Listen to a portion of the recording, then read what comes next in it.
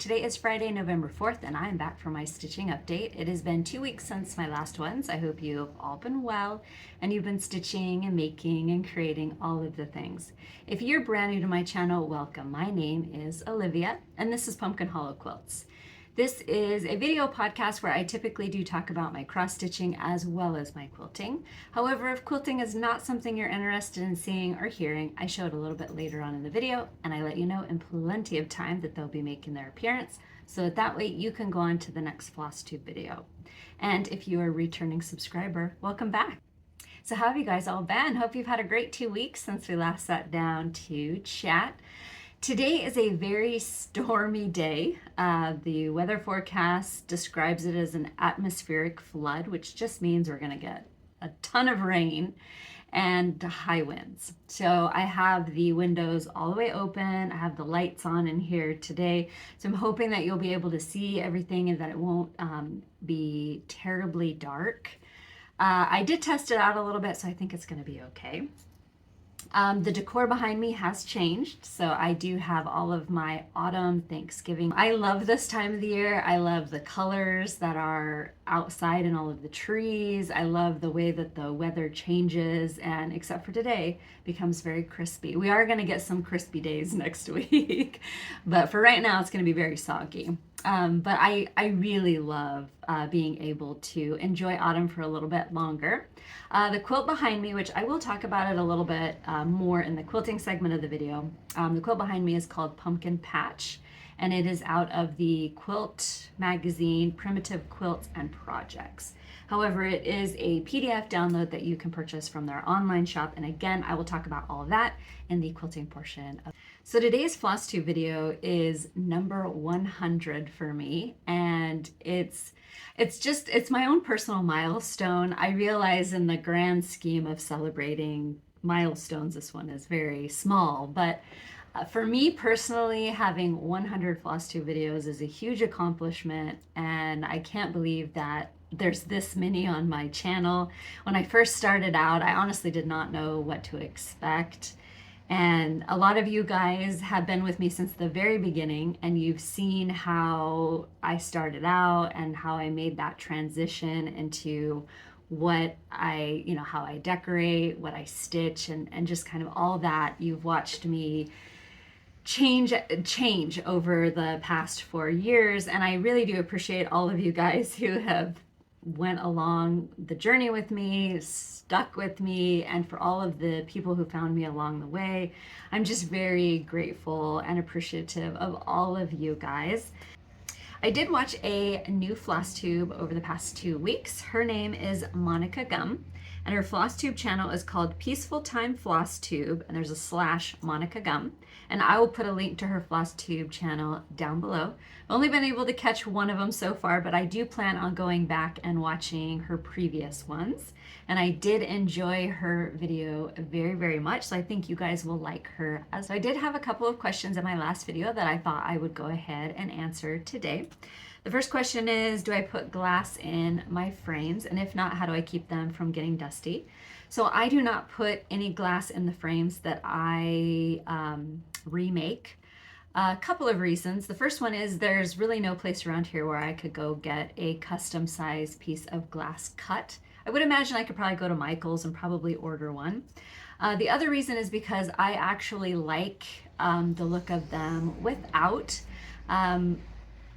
I feel like they have a more, well, for me personally, I feel like they fit in with my decor better, but I like sort of that like homespun look. I was trying to think of a better word and I can't really think of one. I just prefer them that way, I guess. However, I do have a couple that are under glass or under museum glass, and that is my Anniversaries of the Heart that I stitched in 2020. I had that one custom framed, and then I did have that museum glass put in, basically because I'm trying to preserve it for as long as I possibly can, because once I pass away, the frame along with my great-grandmother's treadle sewing machine will go to my oldest granddaughter. If I don't have an older granddaughter, it will go to Allison.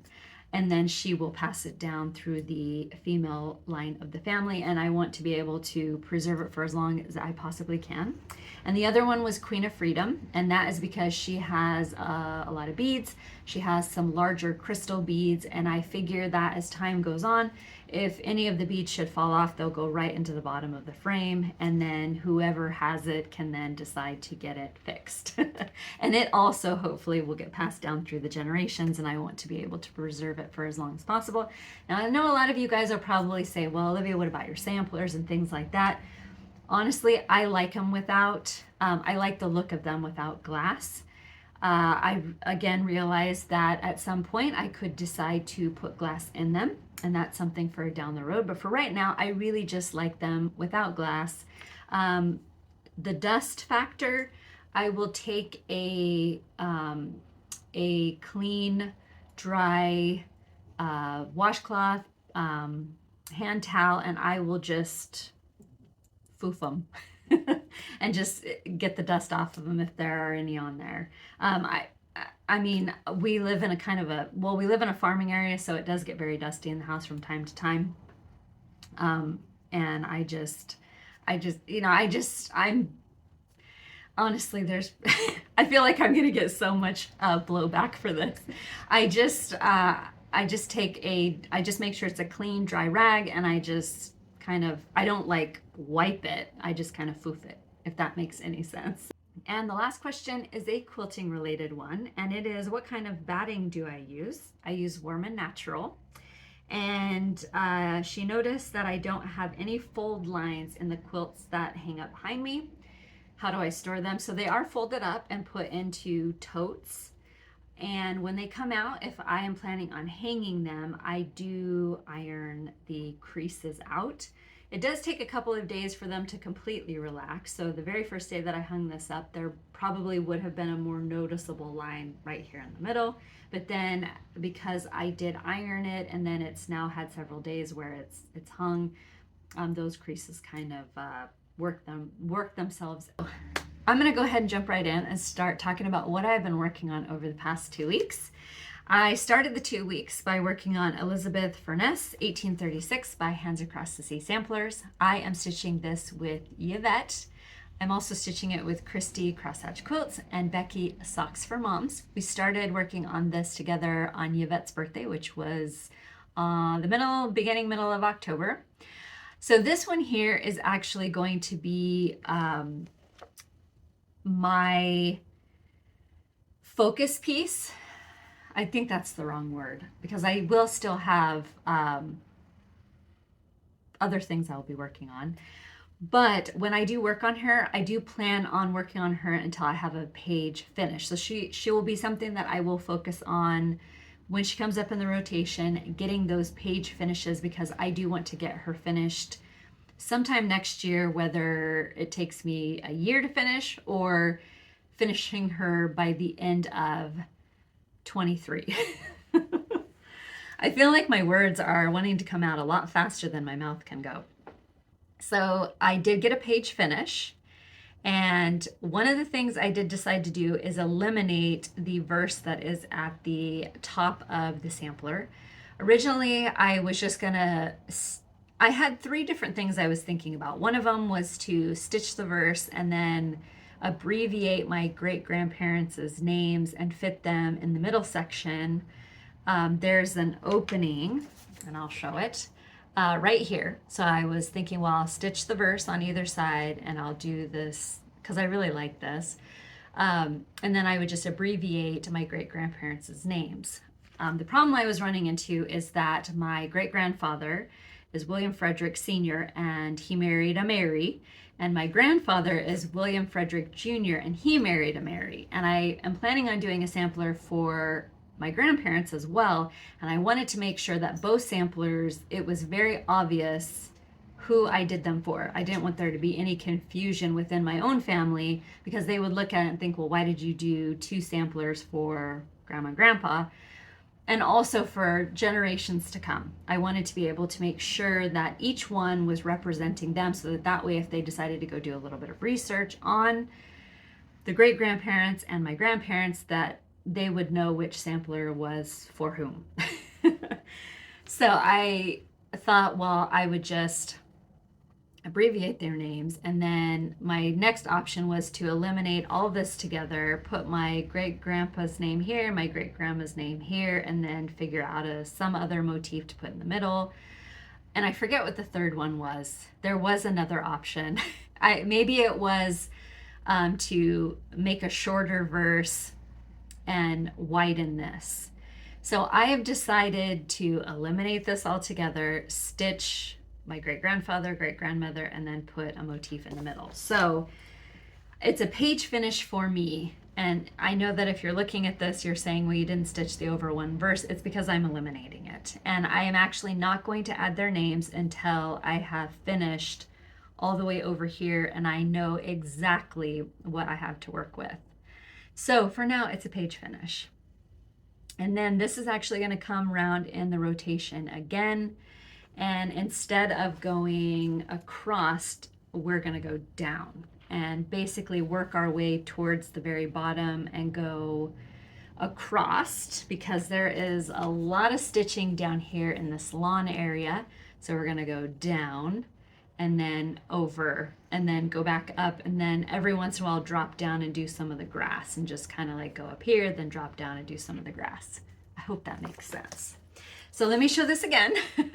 So I'm stitching it on a piece of 40 count Bee's Knees by Seraphim Fabrics. I am using the DMC that is listed on the chart, and I'm stitching it 1/2. So I really do love this piece. It is absolutely gorgeous. Sorry about that little pause. Freddie was sitting here whining, and I had to give him some loves. And I realize I haven't shown him in the last couple of videos, and I will make sure to show him today. I don't think he likes this stormy weather, and mainly because when there's a really strong gust of wind and it hits the house, you can hear things vibrating, and I don't think he likes that sound. So I did have to give him some loves for just a moment. So the sampler. Once I get going a little more, I will be sure to share some information about my great grandparents. I have been kind of researching them a little bit more to see if I can get some more information. They were from St. Joseph, Missouri, and I would love to visit that area. There used to be a huge group of Limebachs that lived in St. Joseph, Missouri, and then Troy, Kansas. So I hope someday to go back there. But it looked like the family was very close. From what stories that I have heard, it sounds like they were a great bunch of people. So I'm hoping to do some more research, and I have a feeling that someday I might have to make a trip back there and go to some of the records and things like that to see if I can find out some more information about them. But I'm hoping to kind of pick my dad's brain and see what he can tell me about them.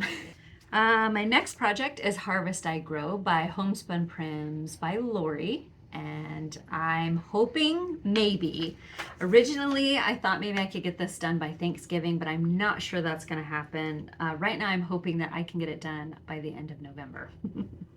And here's my progress. So I am stitching this on a piece of 36 count antique cotton by R&R Reproductions. I'm stitching it with the various floss, because I did have to substitute out 2 of the called for, but I'm stitching it 1/2.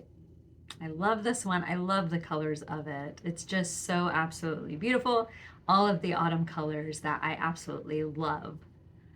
So beautiful and lots of fun.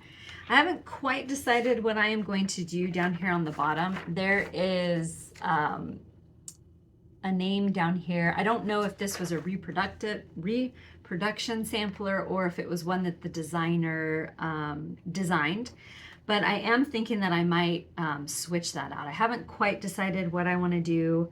I'm kind of toying with the idea of just putting our last name, like the Gusts, and then established, and then the year Brian and I got married.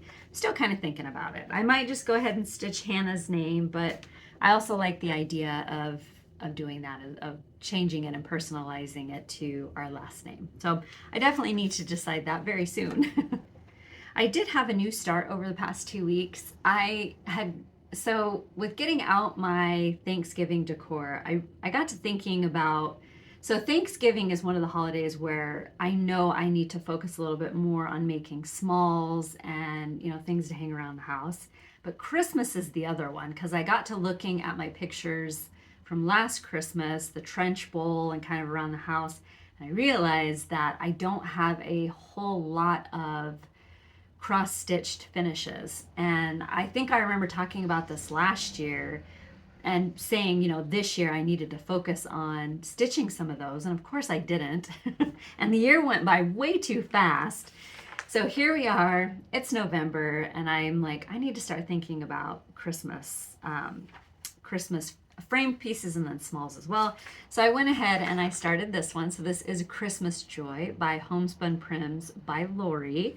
Now I don't know if I'm going to be able to get any Christmas smalls done between now and then, but I do know that I can get this one done. So here is my progress so far. So I started this one 2 days ago, and I'm stitching it on a piece of 36 count Legacy by Picture This Plus with the called for DMC. I'm stitching it 1/2, and I love it. I think it's so pretty. I love the colors.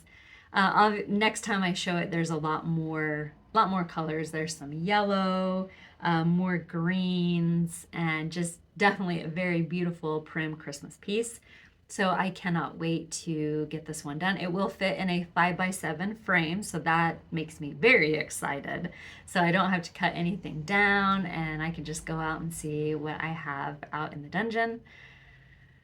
All right, so I have one last project to talk about, and this one came out of the Mocking Basket of Whips.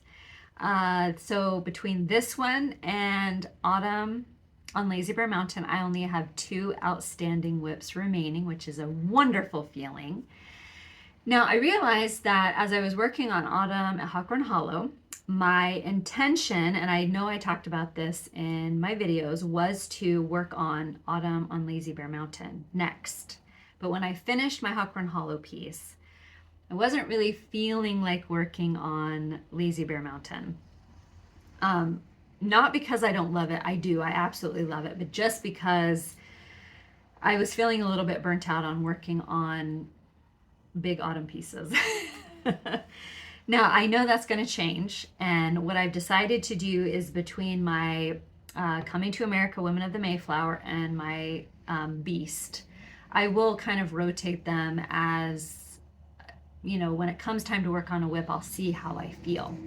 Could mean that I just focus on the one until it's done and then work on the other. But I just decided to maybe not hold myself to such strict rules because before it was if I pulled it out of the Mocking Basket of Whips, I had to work on it until it was done. And with these last 2 remaining, I just kind of feel like maybe I'm going to give myself a little leeway and just kind of enjoy the process for a little while. So because I wasn't really feeling like working on my Autumn on Lazy Bear Mountain, I decided to pull out Women of the Mayflower Coming to America. This is what it looks like. So it is by With Thy Needle and Thread, Brenda Gervais.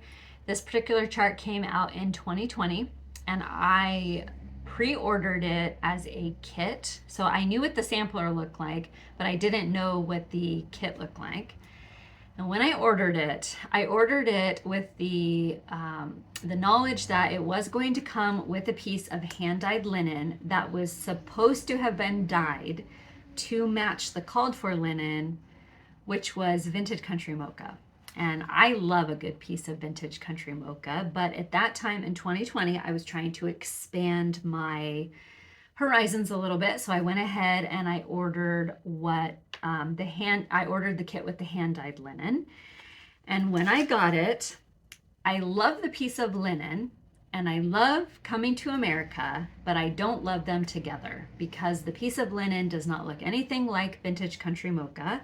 So there is a lot of thread blending going on because all of the threads that are called for very much match the sampler almost to a T. So when I'm stitching it, they just kind of blend into the background and you don't see them. So I'm realizing that as I'm working on this piece, I am going to have to do a lot of back stitching. So when I picked this back up and I started working on it, I started back stitching the seagulls. and kind of filling in some of the areas that I had not finished and then moving down. So I kind of worked all over the place. So here is my progress. So you can kind of see the seagulls a little bit better. I'm guessing they're seagulls. They could also be doves. But I did go in and I backstitched them. So when I stopped working on this piece, I had the ship done except for putting in the rigging on the sails. And I had the water underneath. And I had this fish and cape, but I didn't have anything filled in, and I didn't have this fish over here done, and I didn't have anything below it finished as well. The border, I did have the outline of the border, but there's a little bit of fill-in that you go in and do, and I did not have that done. So I went in and I kind of picked up where I left off. I immediately remembered why this ended up in the very back of the mocking basket of whips to begin with, and that is just because everything blends in like crazy.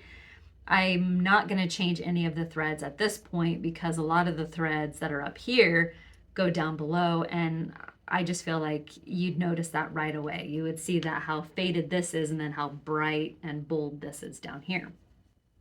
So hopefully everything will work out and it will be okay. And I probably will have to make sure when I frame it that I do frame it with a very dark frame and see if that kind of helps some of the elements stand out. When I was working right here, there's like two little pigs, and Brian watched me. I had finished them and I was getting ready to kind of wrap it up for the night, and he said, "What are those, sheep?" Like, they're pigs. So I realized, even looking in the viewfinder right now, I realized I'm gonna have to go back stitch these pigs a little bit. I did have a finish over the past couple of weeks. It's Pumpkins and Bittersweet by the Scarlett House. So this one was my morning stitch. I worked on it for a couple weeks. And here is my finish. So I stitched this on a piece of 40 count Dusty Road with various flosses, 1/2, and I forgot to write down what it is that I substituted. I know that the pumpkins, I stitched it in Espresso Bean by Gentle Arts. But whatever the other substitution I made might have been the brown, and that I believe was Havana by Weeks Dye Works. So I love this one. It turned out so tiny. I just absolutely love it. So when I do fully finish it, it will be in the trench bowl. So I hope to have that completed between now and my next video. So I loved working on it. It was a lot of fun. It's one of those ones that I had wanted to work on for a while. I remember last year I had it partially kitted up and I just ran out of time. And then I started working on other stuff and it kind of got pushed farther and farther back. And I was going through my kitted projects and I came across it and I decided I needed to have that done this year. Okay, so I thought I would grab Fred really, really quick before I start talking about what's in my trench bowl. He walked past me, so I scooped him up. He got a haircut last week, so he looks absolutely adorable. I've had a lot of questions about him. He is a Havanese, and he is 2 years old now. I absolutely love him. I adore him. I always say he's my spirit animal. But he is so cute and so cuddly. Huh. Yes, he's very much loved. All right, so let's start off with showing what the trench bowl looks like. So I'm still learning how to style it. I always get inspiration from Instagram and Pinterest and Facebook, but I can never quite get it to look like how I want it, even though my husband says it looks really good. So when I do finish Pumpkins and Bittersweet, it'll go like right in here. So I already kind of have a space smooshed over for it. So trench bowl, I always get a lot of people asking about this. So it's not a old trench bowl. I bought this from Hobby Lobby, and at that time it was in their spring section and it was on sale, so I got it for like $11. And then I grunged it up with antiquing wax, which you can get antiquing wax at Michael's, Hobby Lobby, and Joann's. It's just called antiquing wax. So you find it back in like with the acrylic paints. in that area. Just look for antiquing wax. I painted it on, wiped it off, let it dry, and then sanded it. So it looks pretty good. I wish I could afford a real like dough bowl or any one of those. I wish I could, but they're quite a bit out of my budget. Okay, so the first one I'm going to start with is this. So this one is called Thanksgiving Freebie by Twin Peak Primitives. And from what I can remember, I just did the 2 turkeys, the pumpkin, and then the Thanksgiving underneath it. I feel like it had something up above it or below it, but I just stitched the turkeys, pumpkin, and the Thanksgiving part. I stitched it on a piece of 36 count linen that was from my stash, and I did stitch it with DMC threads. I don't know if it was the DMC threads that were called for or if there were ones that I picked. So here is a little close-up. So I finished it in a little small. I used Civil War reproduction fabric, and I finished it off with a little rusty crusty bell and safety pin. And then this little piece of jute.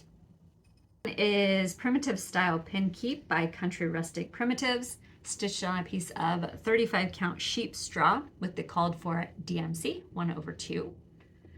Finished it with Civil War reproduction fabric. I believe this was a Paula Barnes fabric. I lightly stuffed it with polyester fiber fill.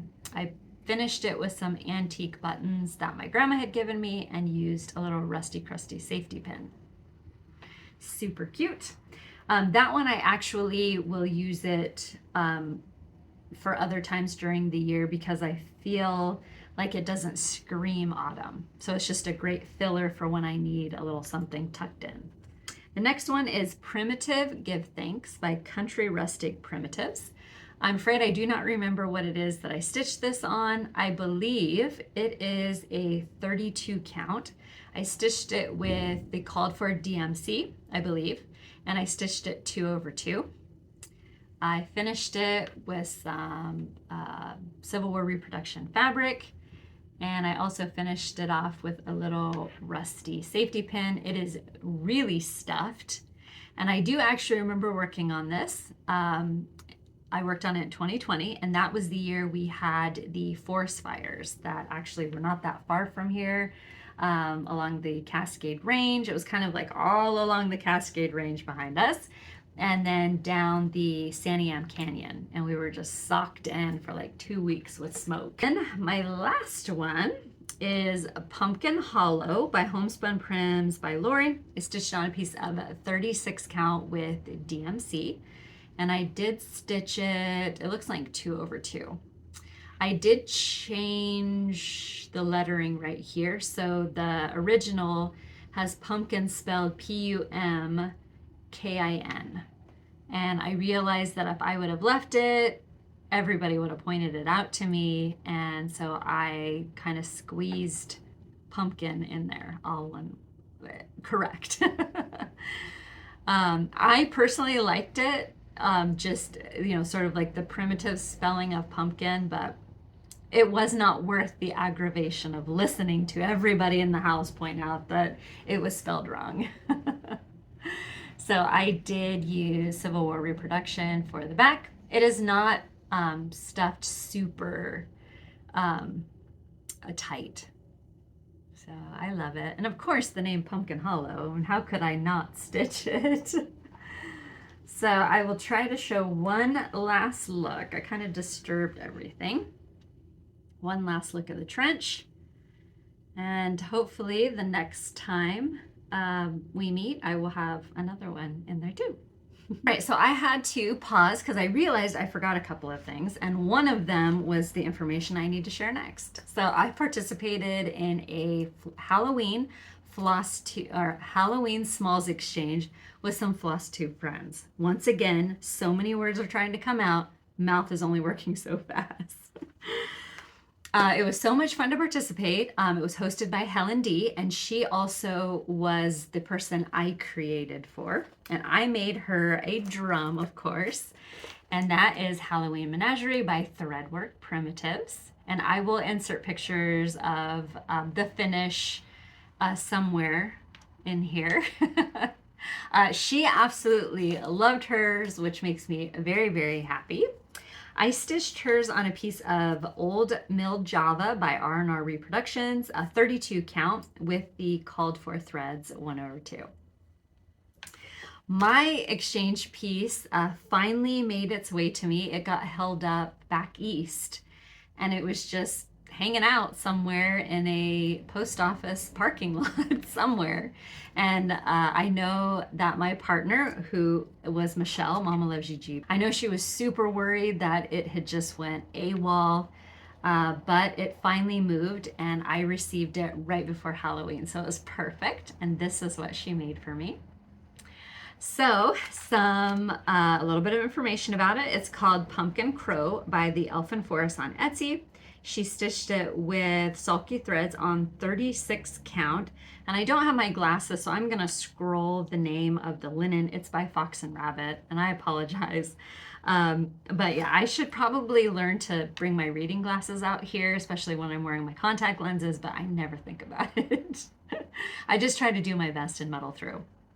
But I absolutely love it. It is so beautiful. Some vintage pumpkins on the back. I love her finishing. So, so gorgeous. I love that I can use it not only for Halloween, but for Thanksgiving autumn as well. Love it, love it. And she also included some goodies.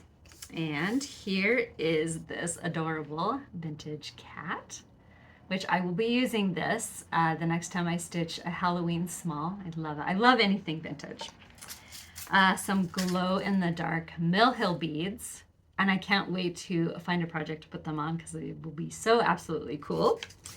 And some Dinky Dyes floss in Indian Summer.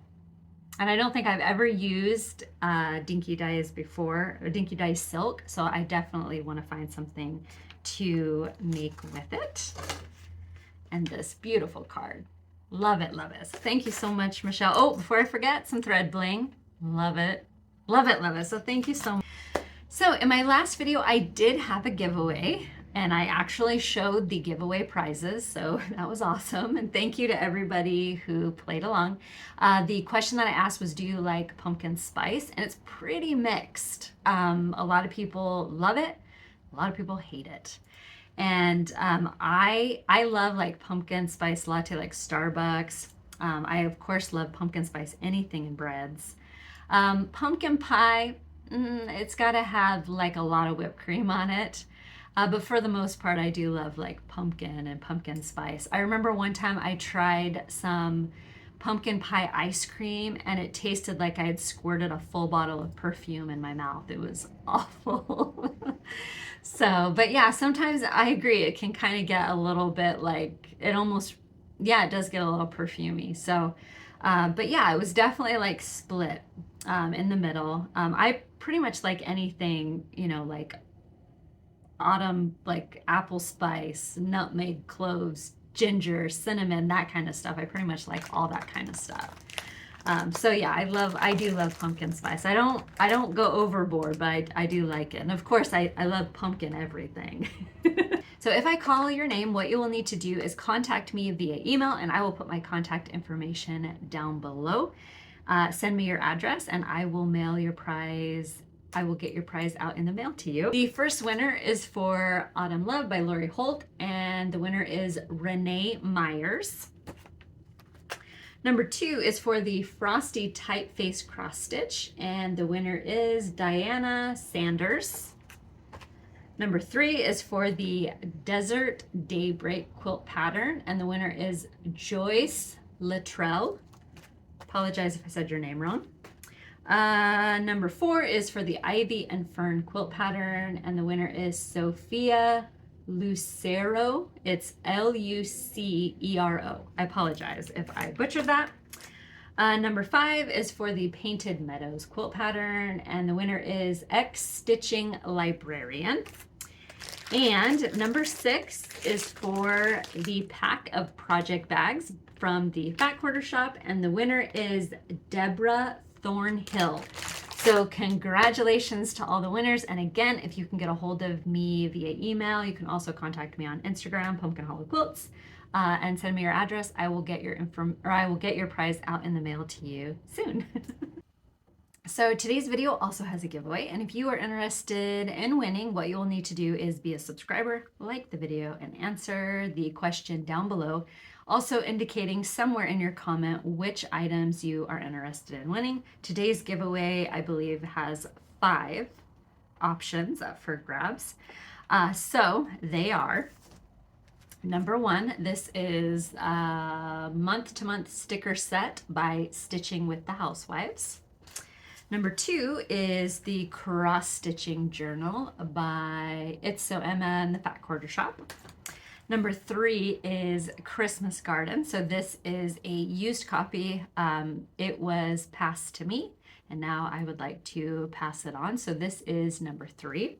Number 4 is Vintage Housewife by Lori Holt and It's So Emma. Number 5, and I left it in its packaging, is a 15.5 by 15 7/8 inch denim daisy project bag by Lori Holt. So it goes way down here, and I just left it in the packaging that it came in. So if you're interested in winning this, it is number 5. And the question that you will need to answer down below is, do you decorate now for Thanksgiving, or are you all Christmas? Answer it down below, and in my next video I will pick the winners. As you can tell, I am still very much into Thanksgiving autumn decor. I did receive a little bit of happy mail over the past couple of weeks. Megan sent me this adorable Halloween card, and it came in an envelope that had a little wax seal, which I absolutely love. She had went to a thrift shop and she had found these patterns. So the first pattern is Primitive Gatherings Fox Tracks, and she actually included 2. So one of them will be a future giveaway. Then there is a hand embroidered pattern by Wildowberry Farms, and it's called Autumn Poem. I don't think I've ever seen this particular company before. There is a wool applique fall harvest block number 4 crow. Love it. This adorable moose. His name is Milton from the Flower Patch Designs. Super cute. From Ellie Designs, a bunny called Willow. I think I kind of remember when this one came out. There used to be a fabric store up in Portland called Daisy Kingdom, and I remember my grandma and I used to go up there every once in a while. And then from Bonnie B Buttons, another bunny called Angela Hare. So cute.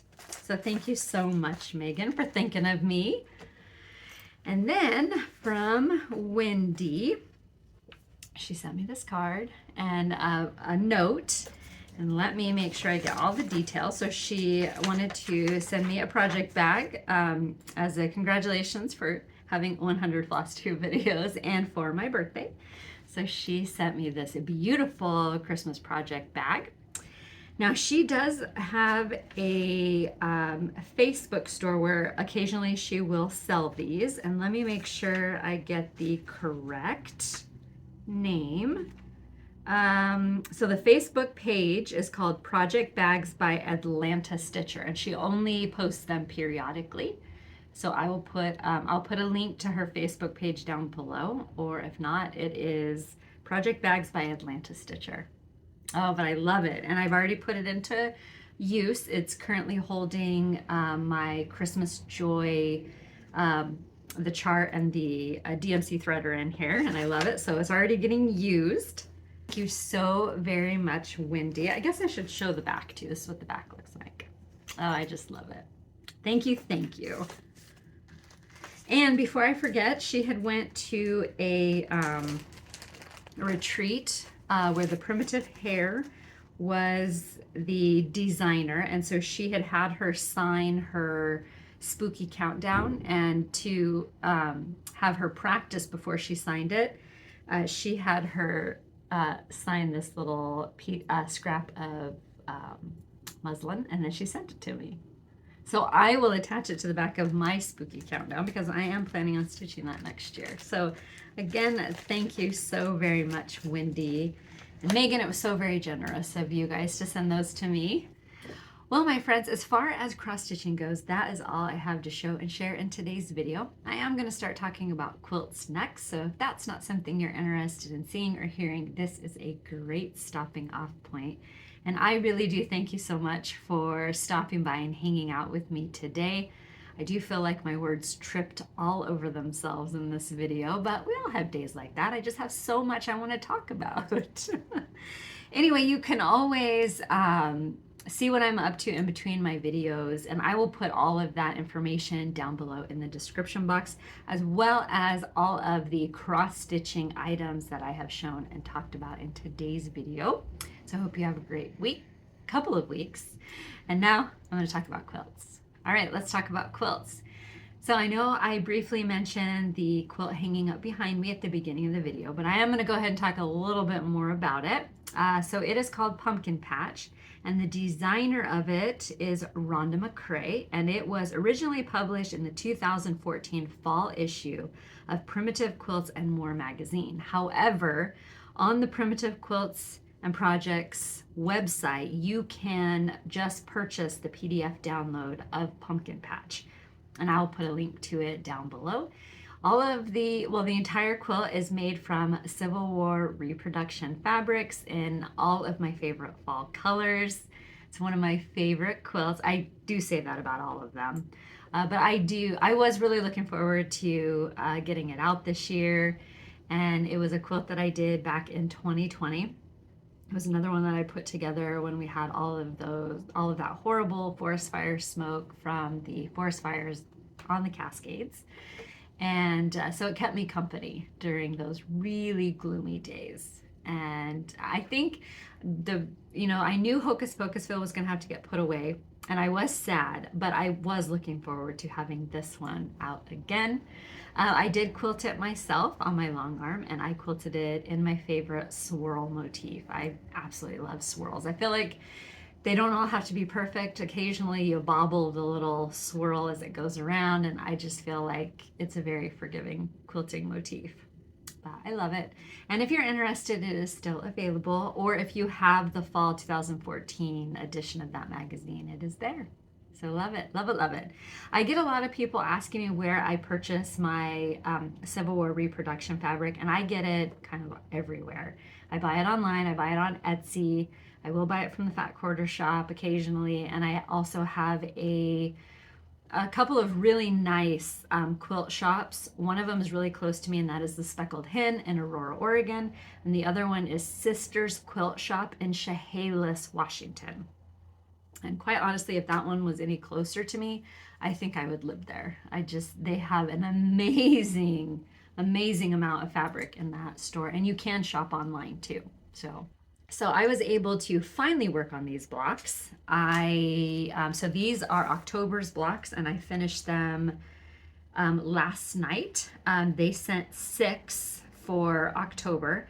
So I just have November and December. So I'm thinking next week, towards the end of next week, beginning of the following week, I will get November's blocks in the mail. And then of course December, and then the block of the month is over. So I did this one. And I apologize if you see my hand shaking. I didn't eat breakfast, and it's now lunchtime, and I'm starving. I really like how this one turned out. And this one, so all of these blocks are made from Joe Morton's Rose fabric line. And I believe you can still buy the pattern, Block Bonanza, but I don't think that, I think the block of the month is pretty much done. Well, at least through Homestead Hearth, which is where I am doing mine. But I haven't been able to find it anywhere, and so that's what it'll look like when it's done. I can't wait. I'm very excited. It's kind of surreal that it's near the end, and I only have November and December, and then it'll be assembly time once I get, well, there's blocks that you do in between, so I'll have all those to make, and that'll probably take me a little bit of time.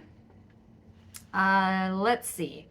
I talked about my Wendy Pickets blocks in my last video, And I think some of you guys thought that I hated it, and that is not at all the case. I was very frustrated because I had done a count. I had been working on Scrappy Stars and Windy Pickets at the same time, and then I kind of set Windy Pickets aside so I could focus on my Scrappy Stars quilt.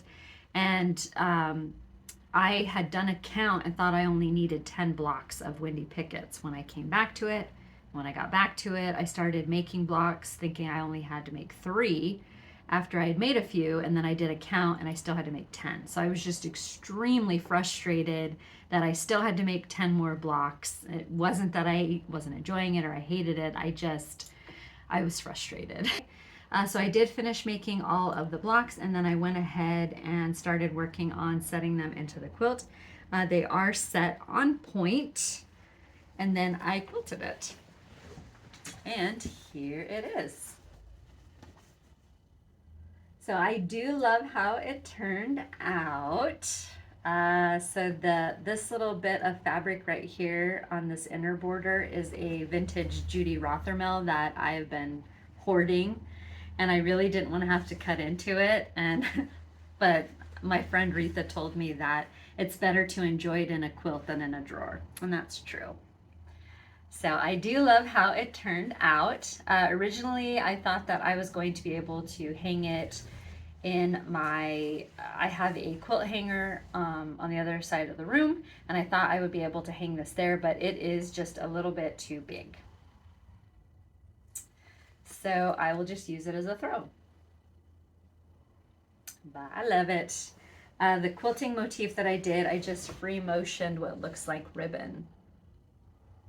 I just kept it really easy on myself. So I got that one done, and I worked on Block Bonanza. And I think this weekend I'm going to try to make a primitive turkey that I would like to be able to set right here where the crow is. And I realize the way that my phone is angled today, you can't really see it very good, but I made this one a couple months ago. The crow and the crow comes from Prims by Denise, the pattern Prims by Denise on Etsy, and then the pumpkins I think might have came from the same. They were 2 separate patterns that I merged together, and that's where, and I'll try to remember to put a link to Prims by Denise's Etsy shop down below. All right, so I switched out most of the quilts. A lot of the quilts that were already up stayed up, and I just put the Halloween themed ones away. But I did get out a few of my autumn themed quilts, and I'm going to show you one today. This one is called Modern Maples Throw Quilt, and it's by Amanda Woodward Jennings, and it is a free PDF download, and I will try to link it down below. I did this one many years ago, and at first I couldn't remember any of the information about it, and then I did some internet sleuthing last night and I was able to find it.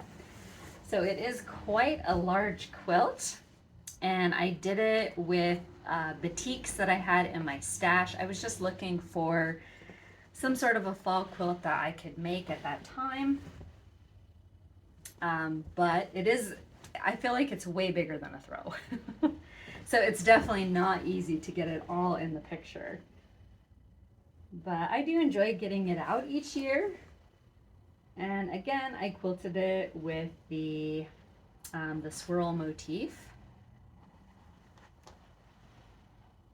So yeah, not a very good, it's not easy to get those bigger quilts in the viewfinder of the camera. And then I have one last quilt. My last video, my grandma had stopped by and dropped off a quilt that she made, that she gave me. And I realized I never showed it, and I had a lot of people ask about it, so I am gonna show it today. So this one is by Crabapple Hill Studios. I believe it's just called Noah's Ark. It was also done as a block of the month, and I still think you can sign up to do it as block of the months, kind of all over the place. It's a fairly new pattern. It is hand embroidered, and it is, instead of, because Crabapple Hill Studio changed the way she color dyed the hand embroidered pieces, and she uses Prisma pins, or Prisma pencils, and my grandma likes using the crayons, so she took I have Prisma pencils because Allison had gotten a bunch of them, and I have a set of them, so I gave her my set, and she just took her crayons and sort of matched it that way. And here it is. So very beautiful. She told me she didn't know who to give this to, and she knew that I would love it and appreciate it, which I do, because who wouldn't like a quilt from their grandma?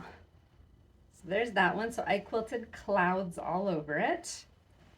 And let me get the bottom. And I don't think I'm really doing it justice, because it's massive. It's like a big twin. That's what it looks like. So very beautiful. So I'm glad that she gave it to me.